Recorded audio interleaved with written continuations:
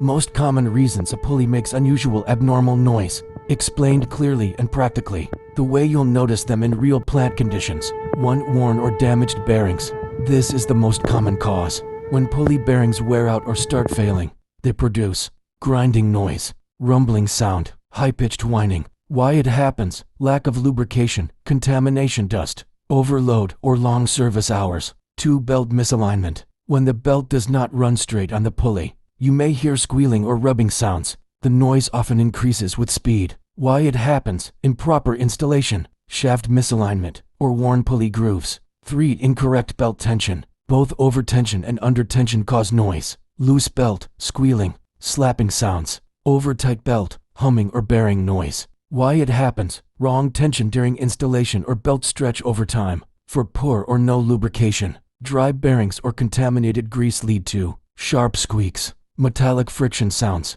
Why it happens: missed lubrication schedule or grease breakdown due to heat. 5. Worn or damaged belt. A cracked, hardened, or glazed belt can slip on the pulley, produce squealing or chirping noises. Why it happens: aging, heat exposure, or chemical attack. 6. Pulley groove wear or damage. Worn grooves prevent proper belt seating, causes vibration, leads to uneven noise. Why it happens: prolonged use or running mismatched belts. 7. Loose mounting or fasteners. If the pulley or shaft is not firmly secured, you may hear knocking or rattling sounds. Why it happens: vibration, poor tightening, or fatigue over time. 8. Contamination dust, dirt, material buildup, foreign particles between the belt and pulley, create scraping sounds, accelerate wear. Why it happens: exposed installation or poor housekeeping. Key maintenance tip: abnormal noise is an early warning. Ignoring it often leads to belt failure, bearing seizure, or unplanned shutdown.